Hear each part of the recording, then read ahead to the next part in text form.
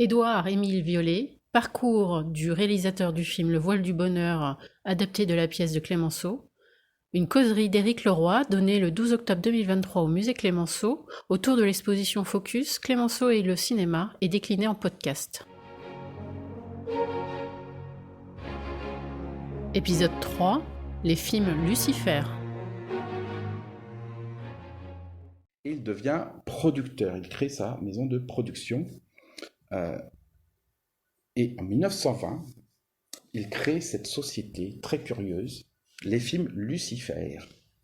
Donc vous voyez la pellicule qui sort de la bouche de ce monstre, le dessin, et c'est là que ça m'amène à parler de Donatien qu'il a probablement, pour le coup, rencontré au théâtre.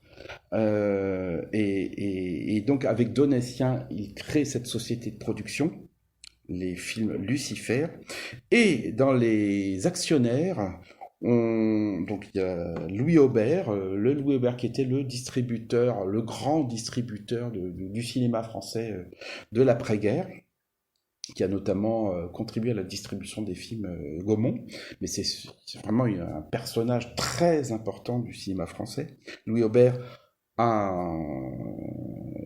des actions dans la société. Le joaillier Salomon Harpels, j'ai tenté de comprendre ce que faisait Salomon Harpels dans la production la société de production. Je n'ai absolument rien retrouvé et j'ai contacté la famille. Aucune archive, aucun document. On ne sait pas ce que vient faire le joaillier Salomon Harpels dans cette société. Et ensuite, bien sûr, Donatien, de son vrai nom, Émile Bernard Wesbecher. C'était son vrai nom parce que Donatien était un pseudonyme.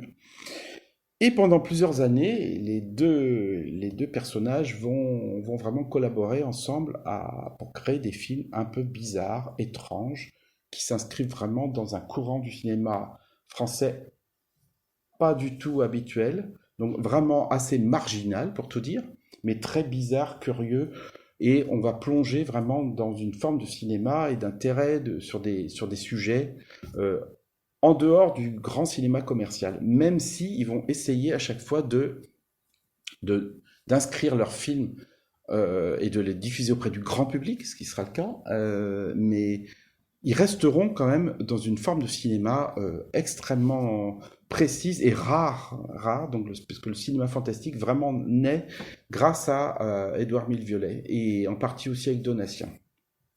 Alors, ça commence par un film.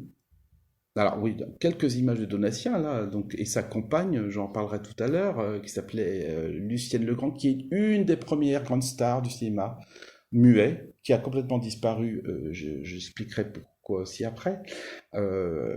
Sa carrière, elle est entre 1919 et 1929.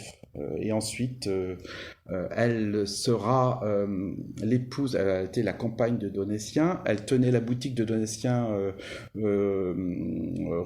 avenue Niel, où Donatien avait un atelier, fabriquait des meubles, des tissus, faisait des aménagements d'appartements. Alors Lucienne le grand travaillait à la boutique qui servait aussi de lieu de décor. Et aussi les objets fabriqués par Donatien servaient dans les films. Dans ses films à lui, de Donatien, et dans certains films de Édouard-Émile Violet. Et Lucienne Legrand se séparera de Donatien en 1929 pour aller vivre avec un célèbre chausseur qui s'appelait Perugia. Qui a eu quelques petits soucis pendant l'occupation, ce qui a valu à Lucienne Legrand aussi des petits soucis à la Libération. Donc Émile Bernard Wesbecher, lui, Donatien, peintre, sculpteur, je disais comme ça, céramiste, artiste décorateur, donc aussi débute au cinéma à cette période-là, et avec Édouard-Émile Violet, ils vont travailler ensemble sur plusieurs films. Et les premiers travaux, je dirais, ça commence par un film d'horreur, La Main, qui, d'après la nouvelle de Guy de Maupassant, je suppose que vous connaissez le sujet, je ne vais pas trop en parler, mais enfin bon, c'est un court film, mais que nous avons retrouvé, qui est restauré, et qui démontre vraiment la curiosité de ce cinéma. Dans l'histoire du cinéma français, il n'y a pas d'équivalent, hein. On a un autre film qui s'appelle Balao, d'après Gaston Leroux, pareil, un film de cette même période. C'est le seul, en fait. Et La Main, c'est un vrai film d'horreur, un des premiers films d'horreur, pour ne pas dire le premier film d'horreur français. Donc vous voyez d'ailleurs cette main qui est accrochée à un mur, qui va tuer un des personnages du film. Donc c'est l'adaptation de Maupassant, que l'on retrouve donc mort avec les traces des trous de la main. Et la main a disparu du mur, et quand le personnage est entré, on retrouve la main posée sur la tombe à la fin du film. C'est un vrai premier film d'horreur. L'autre film, Li Hang le Cruel, c'est pareil là. Alors là, Liang le Cruel, c'est un vrai film film d'horreur qui est d'ailleurs tiré d'un scénario d'un roman de André Delorde, Le Prince de l'horreur. Qui a notamment dirigé une pièce de théâtre sur le Grand Guignol. Il est surtout connu pour cet apport au cinéma. Et déjà, comme vous le voyez, Violet fait appel à la communauté chinoise, à des acteurs chinois, alors, qui sont présentés dans les films comme étant des stars chinoises, mais enfin là c'est pareil, en faisant des recherches, on n'arrive à rien. J'aimerais bien mener à bien quand même retrouver plus d'informations sur ces comédiens chinois qui ont tourné dans des films en France, et principalement dans les films de Violet ou de Donatien. Il y a peu d'informations, c'est très difficile de pouvoir s'y retrouver, mais déjà, Liang le Cruel est un vrai film, d'horreur. Et ce film, d'ailleurs, il va y avoir un souci avec la communauté chinoise et avec surtout les représentants avec la diplomatie chinoise en France, puisque le film va être interdit. Il va y avoir une censure, ils vont demander des coupes que ne voudra pas faire Violet, pour pouvoir diffuser le film. Alors le film va être présenté, va ressortir coupé, il va y avoir la Société des auteurs de films qui défend le droit d'auteur, qui vont défendre Violet contre la censure, et ça va durer plusieurs années puisque le film ne sera présenté qu'en 1923, et Édouard-Émile Violet reniera cette œuvre puisqu'elle aura été défigurée en fait. Mais ce qui est intéressant, c'est de voir comment et pourquoi il va vers ce genre cinématographique, et il utilise d'abord les archives qu'il a, les documents, le décor, et il travaille avec Donatien, qui lui aussi est un passionné d'art chinois et fait des reproductions d'art chinois et décore les films produits par les films Lucifer. Donc Liang le Cruel, le film a disparu. Encore, enfin, peut-être on en parlera de ces nombreuses disparitions qui font que beaucoup de films de l'histoire du cinéma ont disparu.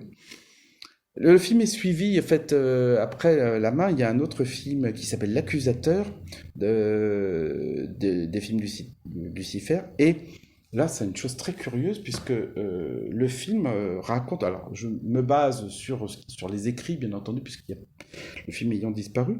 C'est quand même adapté d'une nouvelle d'André Delorde, de nouveau.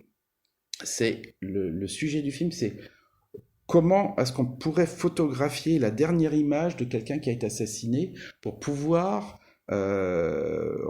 voir si la photo de l'assassin est fixée dans l'œil de l'assassiné. Donc, de nouveau, le travail sur l'œil, l'idée que l'on puisse utiliser la rétine d'un mort pour pouvoir retrouver l'auteur du meurtre, et c'est le sujet du film. Je ne peux pas en dire plus, le film ayant une fois de plus disparu. Là, donc c'est l'accusateur. Alors là, sur cette photo, vous voyez, on voit Édouard-Émile Violet, qui est le second là, qui a sa main sur le crâne là, C'est lui qui tend sa main sur le crâne, enfin ils sont tous là. Et Donatien est tout au fond, il est le dernier au bout là-bas. Donc c'est une photo de studio là, faite parce que il y avait donc la production des films Lucifer, mais Violet a aussi ouvert un petit studio de travail, de tournage, qui s'appelait le studio Lucifer. Drôle de nom et drôle de droit. Alors malheureusement, alors j'avais l'adresse, mais ça a été démoli et il y a un immeuble moderne à la place. Je serais bien retourné sur place pour voir un peu ce qui se passe. Et donc, ça c'est une photo donc, du studio.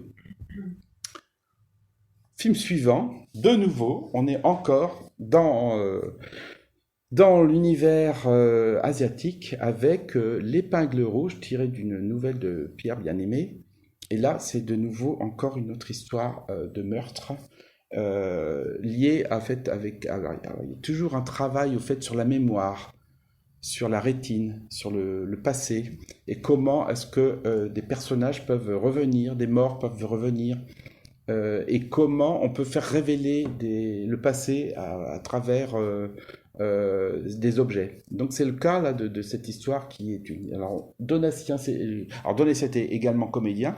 C'est lui que l'on voit ici de dos. Il joue dans le film et il a fait le décor du film. Et le comédien chinois que l'on voit ici qui vient en France. Enfin c'est l'histoire du sujet pour se venger du meurtre de son père, et donc il vient rechercher l'assassin de son père en Chine, assassin de son père qui était français, qui s'est réfugié en France, à Marseille. Alors le film existe, on l'a retrouvé, on l'a restauré, très bizarre, film très étrange, très curieux, qui a été tourné à Marseille, avec ce personnage chinois que l'on voit errer dans les rues comme un fou, comme un personnage un peu hagard, et tout ce que montre Violet dans le film est vraiment cherche à transmettre une sorte d'atmosphère bizarre et étrange. Et c'est vraiment un film assez curieux, une fois de plus, qui s'inscrit pas dans le courant de la production française. Et alors là, pour le coup aussi, la presse relève vraiment l'originalité du sujet et le traitement de la mise en scène de Édouard Violet, avec surtout les magnifiques décors. On met toujours en avant le travail de Donatien, qui est un grand décorateur.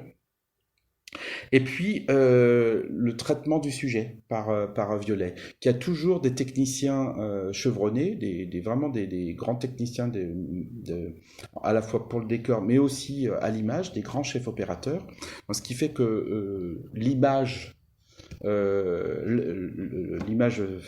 filmique est vraiment très belle. Alors, on passe d'un sujet à l'autre, on passe de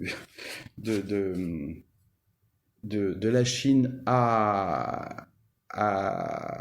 au froid des Vosges et de l'Alsace, mais une fois de plus, on est dans un sujet très très très très étrange, puisque là c'est Maupassant de nouveau, avec un sujet. Je ne sais pas si vous connaissez cette nouvelle de Maupassant, L'Auberge, qui raconte en deux mots l'histoire aussi d'un gardien d'une auberge qui disparaît.